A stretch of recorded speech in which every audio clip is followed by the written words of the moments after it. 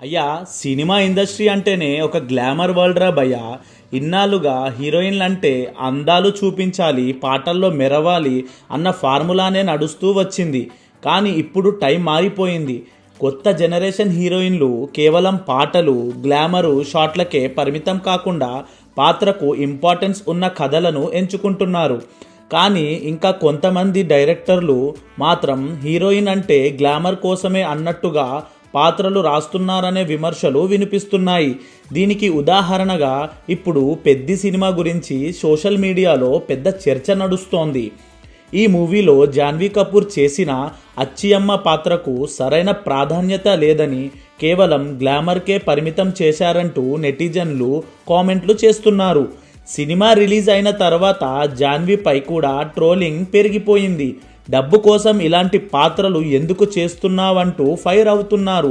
ఇప్పటి వరకు జాన్వీ తెలుగులో చేసిన సినిమాలు తక్కువ అయినా వాటిలో కూడా ఆమె పాత్రలు గ్లామర్కు ఎక్కువగా ప్రాధాన్యత ఇచ్చినట్టుగా కనిపిస్తున్నాయని కొందరు విమర్శిస్తున్నారు. అయితే ఈ వివాదంలో జాన్వీకి ఇండస్ట్రీ నుంచి సపోర్ట్ కూడా దక్కుతోంది. ఇప్పటికే అనసూయ తన అభిప్రాయాన్ని చెప్పగా ఇప్పుడు హీరోయిన్ ఆశికా రంగనాథన్ కూడా జాన్వీకి అండగా నిలిచింది.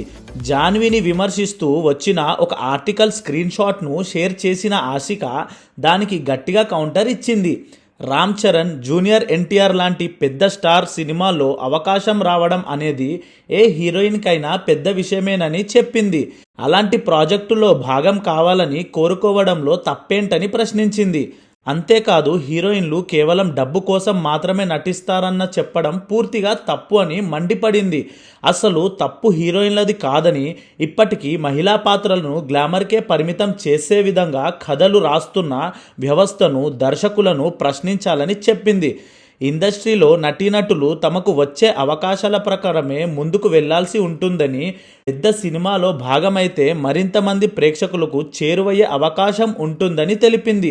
ఒకవేళ సినిమాల్లో మహిళా పాత్రలకు సరైన న్యాయం జరగలేదని అనిపిస్తే ఆ బాధ్యత పూర్తిగా కథ రాసిన రైటర్లది, దర్శకులదే అవుతుంది కానీ ఆ పాత్ర చేసిన హీరోయిన్లదు కాదని స్పష్టం చేసింది.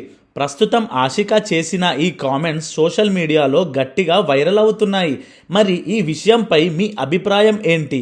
హీరోయిన్లను తప్పు పట్టాలా, లేక బలమైన మహిళా పాత్రలు రాయకపోతున్న దర్శకులను ప్రశ్నించాలా? కామెంట్ చేసి చెప్పండి బయ్యల్లారా. జై తెలుగు సినిమా.